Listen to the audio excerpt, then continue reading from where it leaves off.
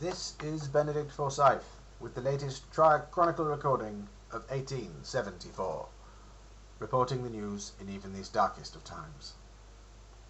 Listeners, we at the Chronicle are relieved to say that after consulting with our reporters worldwide and with TRIAC representatives from cells in all the major theatres of war, this latest Martian offensive seems, finally, to be over. Across the world the Martian advance has stopped. But is this a result of a series of glorious victories by the forces of Earth? Did the nations of the world band together and push the Martians back? Have we done enough to repel the invaders and break their hold on the planet? I am afraid, listeners, that the reality of the situation is quite different. Simply put, we survived. We held. We stopped them reaching most of our cities and population centres. What we did not do, dear listeners, is win. Across the globe, reports have started to come in of Martians stopping as one and moving back towards their fortresses in the deep red zones. Nations all over the world believed that they had scored great victories. We have started to receive intelligence that the nations have all survived, but at what cost? As the world looked at the devastation that has been wrought, we at the Chronicle began to realize exactly how close we had come to utter destruction as a species. We will attempt in this broadcast to cut through the propaganda, remove the hyperbole, and report the facts as they stand. We will look upon a world that looks vastly different from the one that existed before the great Martian offensive of 1873. Our eyes are first drawn to the bloody fields of Europe, where the forces of Prussia, the Commonwealth Expeditionary Force, and a small TRIAC cell under the command of Lord Grey faced off against a combined and heavily dug-in force of Trogs, drones, and light walkers. The conflict hit a stalemate early on when both sides, already dug in, were hit by a powerful blizzard that spread over the entire European theatre until a final Martian offensive threatened to overwhelm the beleaguered defenders. At the Devil's Fork, the volunteers of the Prussian and Commonwealth armies held until the last, with the final few being airlifted out by TRIAC forces before a bulge in the line forced a new area of Martian occupation in Central Europe.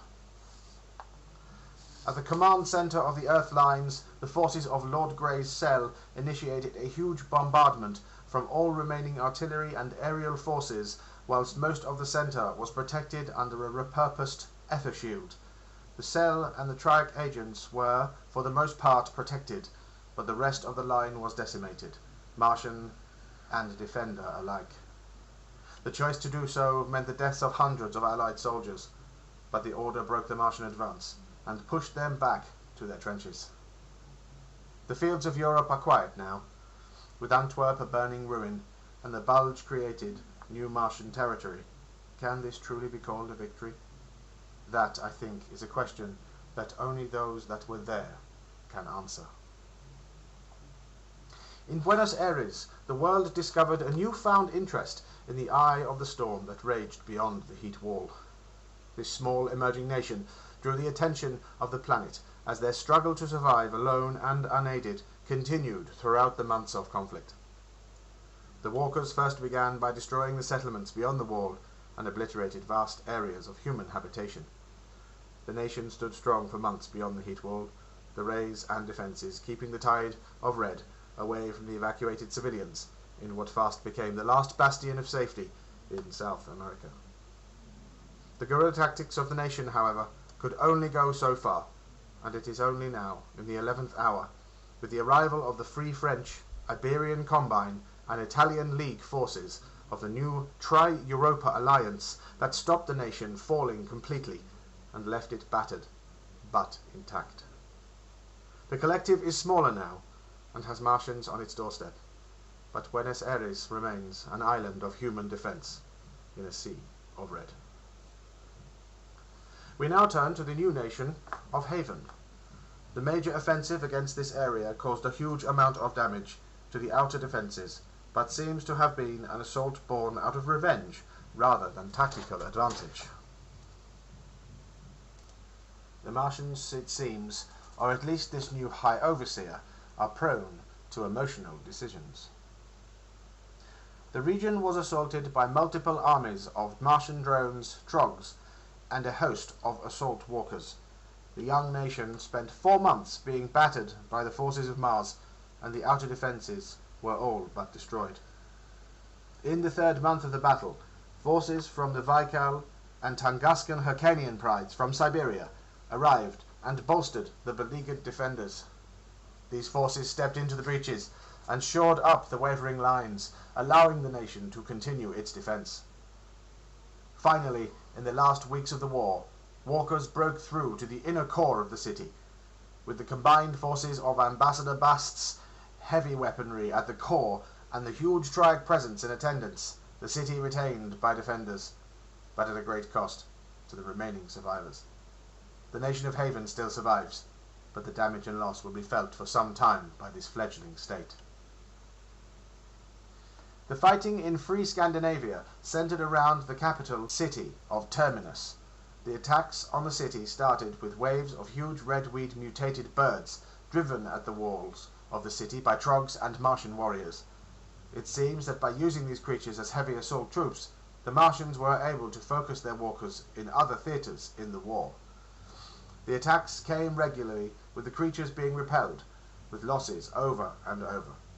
The Huskarls, Shield Maidens, and Fjordmen defended the walls without fear, and by the end of the 4th month of fighting, it is said that there was not one defender that stood next to someone they knew.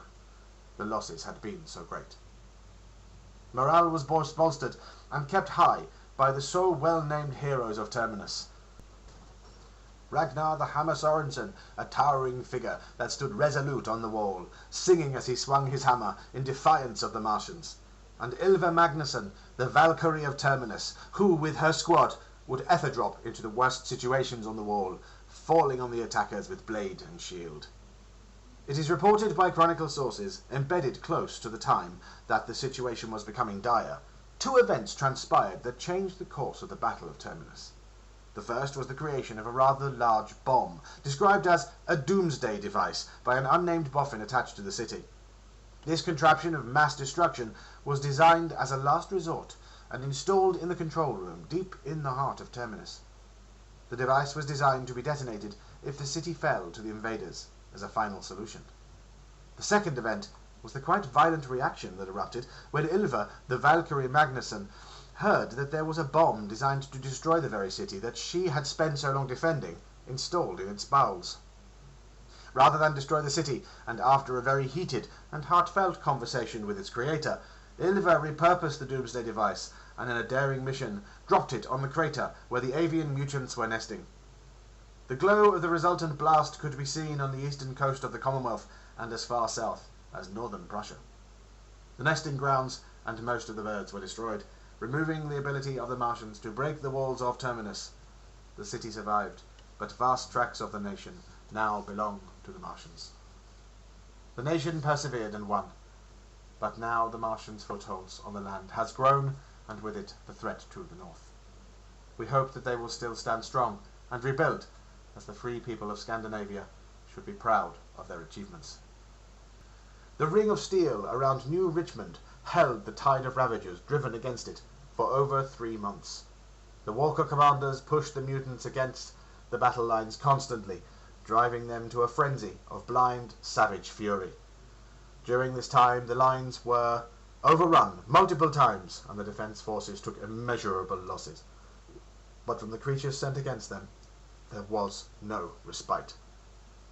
By the end of this period, a full third of the city had fallen to the mutant forces of the Overseer, before a force of skyjacks finally arrived alongside TRIAC forces from Triangle Base, led by Miss Dixie Valentine, Lord Grey's intelligence officer.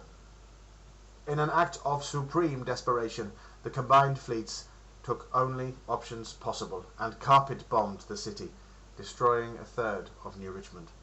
The command walkers are obliterated, and in the blast the remaining mutants, without control exerted over them, dispersed and fled into the red zones.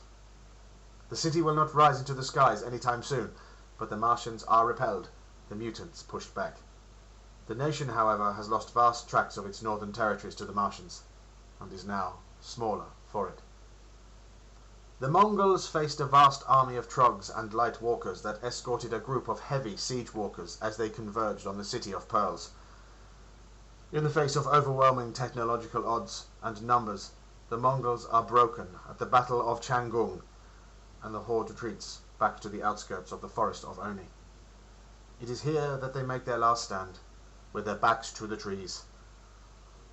This would have been the obliteration of the Mongol people if it had not been for the Hyrcanian Amar pride that arrived from the north on the third day of the battle, allowing the remaining Mongol warriors to escape to the City of Pearls. The nation is decimated, but held the horde long enough to give the city a chance to fortify. They were unable to stop the siege walkers, however, and they broke through and assaulted the city.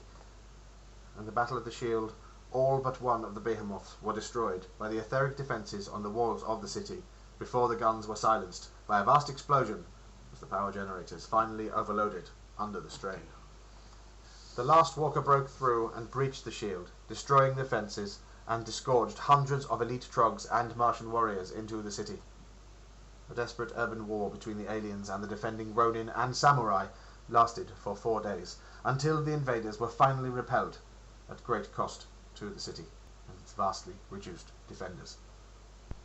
The Empress Sakura was seen fighting for her city and people amongst the last of the Mongols, and finally, on the 4th day, the forces of the Martians are turned away, and the city was left quiet and still. This nation has, in many ways, been hit the hardest by the offensive, and with the Mongols now living within the city, it is not yet known if the nation will be able to defend and retain its borders. Only time will tell. It is debated that Australia has suffered the most in this conflict. Isolated by the Martian advances in the IEU, Argentina and Russia, the island nation was on its own from the very start of the war. The Martian fence fell within 2 months of the offensive beginning, and it was obvious at that point that the invaders were headed for New London.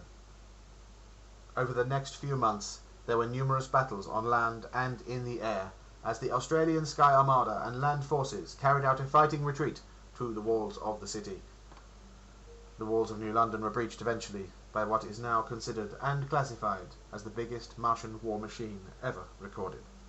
The gargantuan 6-legged walker made light work of the outer defences, and within 24 hours the city was in the hands of the Martians.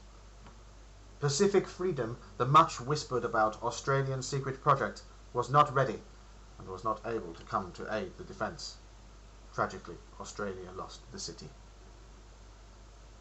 The Sky Armada was able to stop the advance, but unable to stop the Martians taking New London, and it is considered a total loss.